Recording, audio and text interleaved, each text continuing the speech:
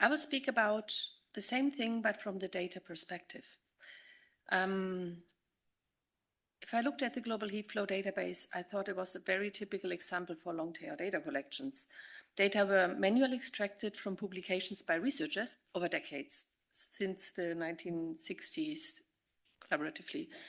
The database, it was not actually a database, it was just a structured Excel sheet. And we have just heard that there were many, many copies in every places of the world, and no one knew who did what, and there was no harmonized way. The data curation, and I think this was the most crucial thing, was depending on the voluntary effort by researchers who were interested in. And Andrea was mentioned, you did likely a lot. There were some few people who had next to their jobs the time to do that. We had a lot of change in methods. What was measured, or the methods used back in the 1960s or 70s were not suitable today or had to be looked with a bit of caution. We needed definitely more information about the data than back in 1963. And of course, the question that's been already asked, we have to go back to the original literature to find ideally to find the required information for the legacy data. Sometimes we don't find it, and I will show also. And I think the most crucial, it was not accessible. So it was like personally sent via email or via any portal. No one knew where the latest was. So this was all the challenges. And today, we are really keen on making data machine readable, AI ready, and nothing of this was there. If we look at the first published data collection by Lee, 1963, it was a paper, and there was a table in the paper, what you see to the left, with 8 metadata elements. He already collected 780 heat flow values globally, so it was already a start off.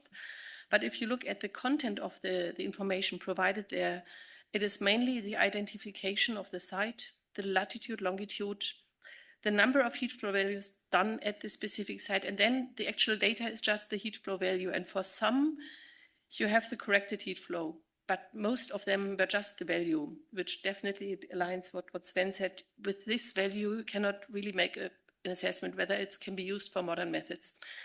And I would like to show from the data perspective how we reached to come to this modern digital research infrastructure that now has, in the release 2024, that was the latest release that we have done, about 91,000 heat flow values from more than almost 2,000 papers with 62 metadata elements, all were harmonized and verified. We had quality flags, and the portal shows data visualization and analysis tools. In addition, when we look into data today, we have to come to follow the requirements on open data. There is, since more than 10 years, initial increase in the expectation to make data that is, or like research, including the data that is publicly funded, available to the general public. We have many, many open data charters. On the technical side, we have the FAIR principles, which are guiding principles for findable, accessible, interoperable, and reusable data management, and mainly work towards that data and metadata is machine readable and machine understandable. If you write a paper, you will see that you are required to make a data availability statements, and most journals, or many journals today, do not even accept a paper without the available data. And here comes the research data repositories, which can provide the data in published way with a digital object identifier and make it citable. And on the good side is that with the new initiatives, or like Eudora is already 10 years old, on changing the research assessment, like the San Francisco Declaration on Research Assessment, and also the QARA, the Coalition for Advancing Research Assessment, people are working to acknowledge this work with data and to make it as part of the scientific achievement and also of the scientific assessment. So this is, I think, a motivation for us to proceed this way. So what are the steps? The first was that there was a new metadata schema developed already, together with the idea to make the connection to published data to DOI reference data, which require an additional type of metadata. We have the 62 metadata properties. It was developed with the community to ensure that everyone is on board. It has not only this 1 or 2 values for heat flow, but it has detailed descriptions of heat flow, of the method and value, the environment, lithology, location, thermal conductivity, temperature gradient, and can be expanded for further variables. Whenever possible, we included controlled vocabularies because this makes it, is an important step for making it machine readable and harmonized. And we also collect the DOIs for publications, for the original publications, original data set publications. And when a sample is assigned with an international generic sample number, we can collect it to make the connection to the physical object. The second step was the development of the quality scheme, and this will be also later addressed in more detail. It is because heat flow is not a one-dimensional variable. We needed to have multi-dimensional flags reflecting uncertainty, methodology, and perturbation effects. The uncertainty quantification is the numerical uncertainty defined, and then the value of, or like the precision of heat flow is also depending on the methods. So there is an assessment on the methodology and the technical reliability for this heat flow value. And the third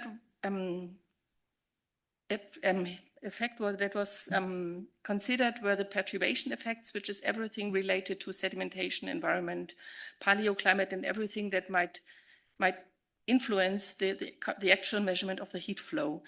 And by assessing all these three aspects, dimensions, we developed a combined quality score that was added to all the assessed data. And to do so, the team of Sven developed a software that can automatically calculate all these things and determine the combined quality score.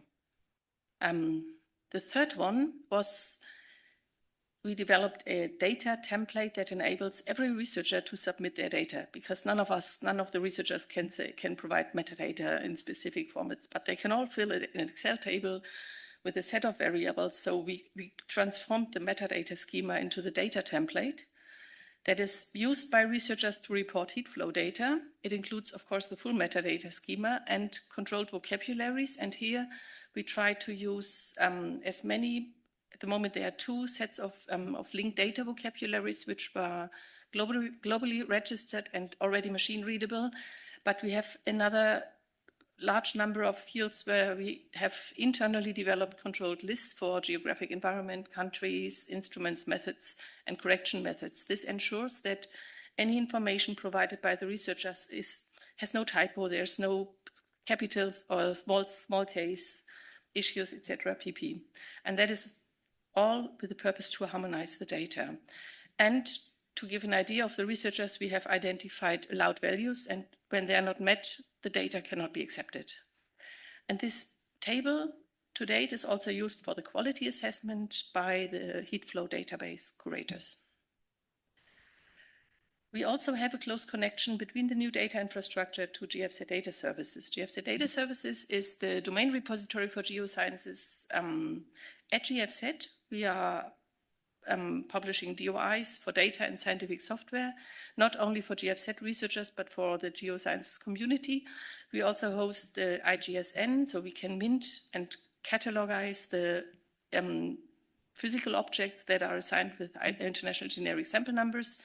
And like many other domain repositories, our metadata and data is curated by domain scientists to ensure that the work of the researchers is really well reflected and we have a high quality and rich data publication.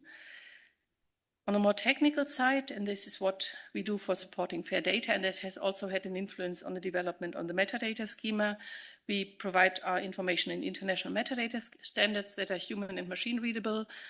We use controlled vocabularies and we collect persistent identifiers like ORCID for people. We collect literature via their DOIs. We are in the course of including also the raw identifier, which is a unique identification for research for institutions. And everything is published with open licenses, and we have an automated metadata exchange application programming interface that allows that our metadata is also distributed through other portals. And the best thing is that DOI reference data publications are fully citable in papers. So when you have a data published with a DOI, you can add the citation in the paper, and the citation metrics can find it and you can get your credit.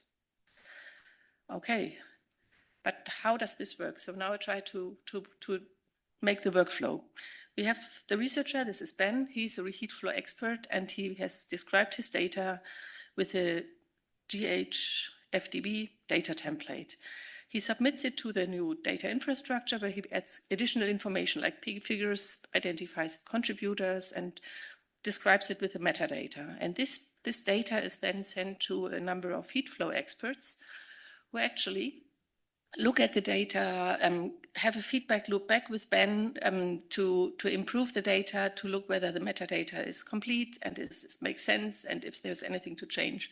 And after this data, this feedback, they assign the the data quality score and accept the data for the heatflow database. And at this moment, they can request a DOI, and this DOI request returns the provision of a DataSite XML. DataSite is the DOI registration agency that is sent to GFZ Data Services, where there's a number of other curators who is looking at the metadata from the more global perspective, and also might return to Ben and say, oh, your description is odd, or can you please change to another title, etc. pp.